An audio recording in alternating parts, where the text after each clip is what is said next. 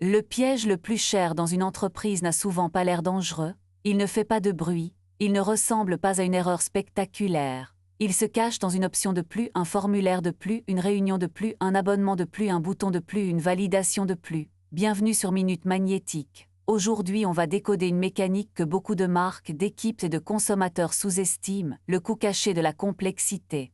La promesse est simple, à la fin de cette vidéo, vous saurez repérer où la complexité mange du temps, de la confiance, de l'attention et parfois de l'argent, sans jamais apparaître comme une dépense clairement nommée. Vous verrez pourquoi la simplicité n'est pas seulement un choix esthétique, c'est une stratégie. Elle peut rendre une offre plus compréhensible, une équipe plus rapide, une décision plus claire, un service plus agréable et une marque plus crédible. Mais attention, simplicité ne veut pas dire simplisme. Le but n'est pas d'appauvrir un produit.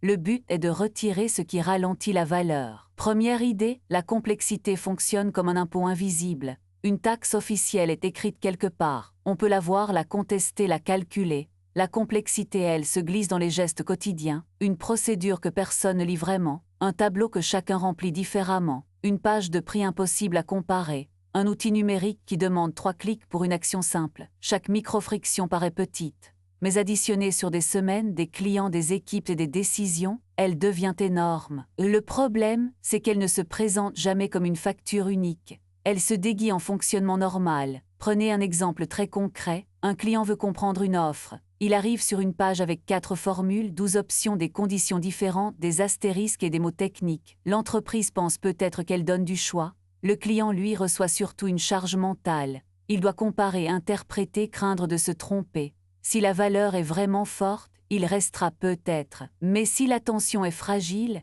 il partira avant même d'avoir jugé le produit.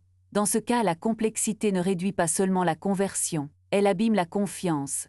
Elle murmure si c'est déjà confus avant l'achat, qu'est-ce que ce sera après? Deuxième idée, trop d'options peut ressembler à de la générosité mais se transformer en brouillard. Dans un monde idéal, plus de choix signifie plus de liberté. Dans le monde réel, plus de choix signifie souvent plus d'efforts.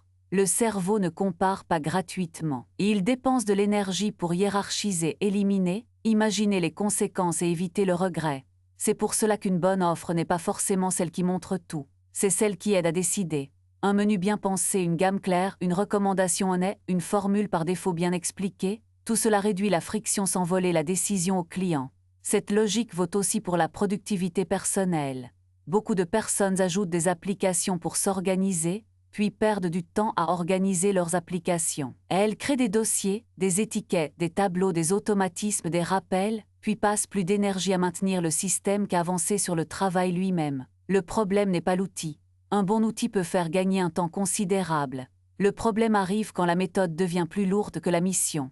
À ce moment-là, la complexité donne une sensation de contrôle, mais elle peut cacher un déplacement. On gère le système au lieu de produire le résultat. Troisième idée, dans une organisation. La complexité coûte souvent plus cher à l'intérieur qu'à l'extérieur. Le client voit une interface, une offre, un service. Mais derrière, chaque option supplémentaire peut demander du support, de la formation, de la documentation, du contrôle qualité, des exceptions, de la facturation, des mises à jour, des réunions et des arbitrages.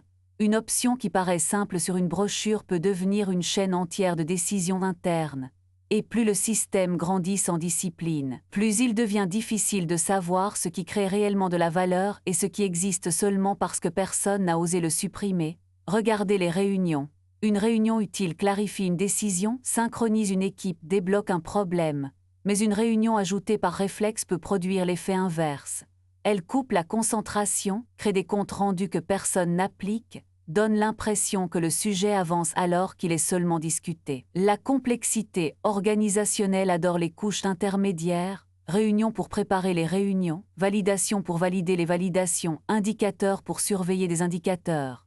Chaque couche semble raisonnable isolément. Ensemble, elles peuvent ralentir toute la machine. Quatrième idée, la simplicité est un avantage de confiance. Quand une entreprise explique clairement ce qu'elle vend, à qui cela sert, combien cela coûte, ce qui est inclus, ce qui ne l'est pas, et comment partir si l'on n'est pas satisfait, elle envoie un signal très fort. Elle dit « Nous n'avons pas besoin de brouillard pour exister ». Dans beaucoup de marchés, ce signal est précieux. Le client ne cherche pas toujours l'offre la moins chère. Il cherche aussi l'offre qu'il comprend sans se sentir piégé. Un parcours clair peut donc devenir un argument de marque, presque un luxe moderne. C'est particulièrement vrai dans les services numériques, les abonnements, les assurances, les logiciels, la formation, les télécommunications ou les outils d'intelligence artificielle.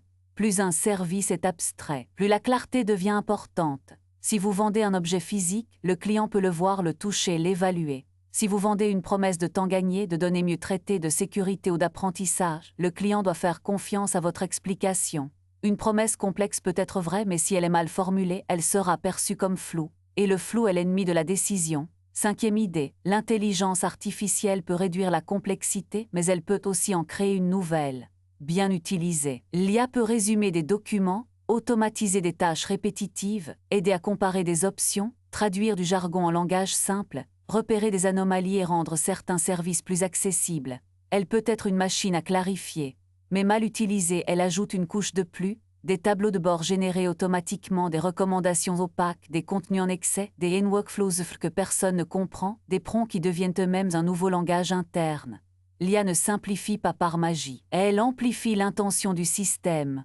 La vraie question n'est donc pas « peut-on automatiser cette étape ?» La vraie question est « cette étape mérite-t-elle encore d'exister ?» Automatiser une complication inutile peut donner une illusion de progrès, on gagne quelques secondes sur une tâche qui ne devrait peut-être plus être là. À l'inverse, supprimer une étape inutile peut valoir plus qu'une automatisation brillante. C'est une distinction essentielle.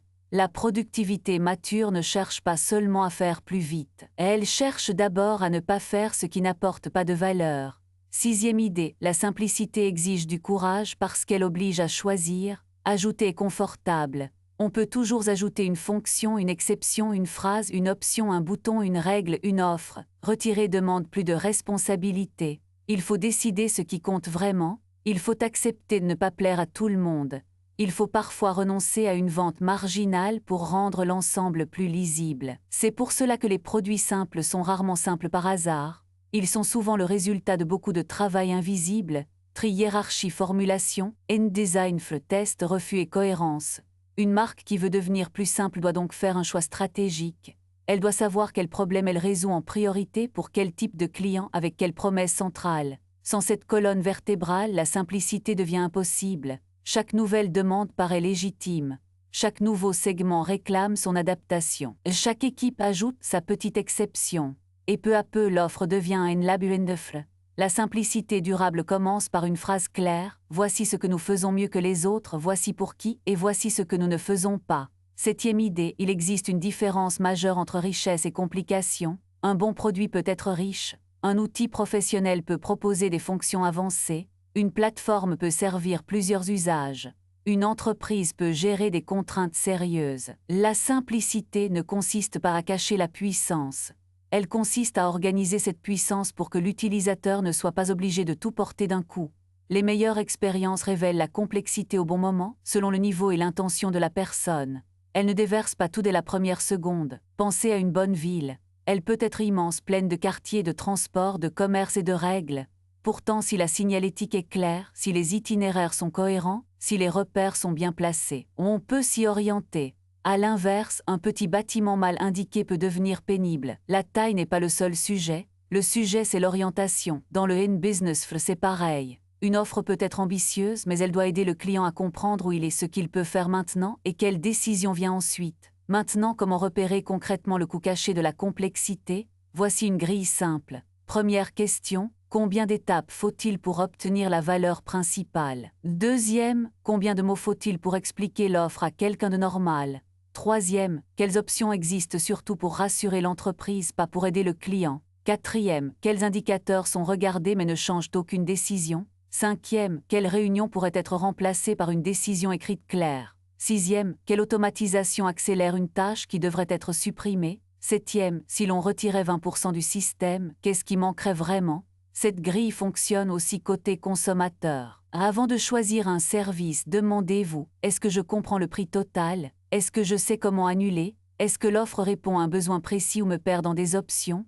Est-ce que la version la plus chère est justifiée par de la valeur réelle ou seulement par du brouillard? Est-ce que je pourrais expliquer mon choix en une phrase demain matin? Si la réponse est non, ce n'est pas forcément une mauvaise offre.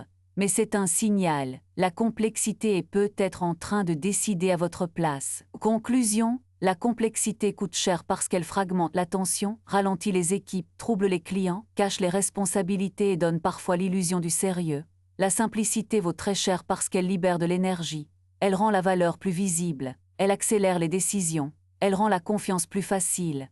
Et dans un monde saturé d'outils, d'options, de notifications, d'abonnements et de promesses, la clarté devient rare. Si cette analyse vous aide à mieux lire les mécaniques du N-Business Flow moderne, abonnez-vous à Minute Magnétique. Ici, on parle économie, productivité, psychologie, N-Marketing, frais, consommation avec des exemples concrets, un ton prudent et sans promesse de gain. Dans la prochaine vidéo, on décodera une autre mécanique invisible qui influence vos décisions tous les jours, souvent avant même que vous vous en rendiez compte.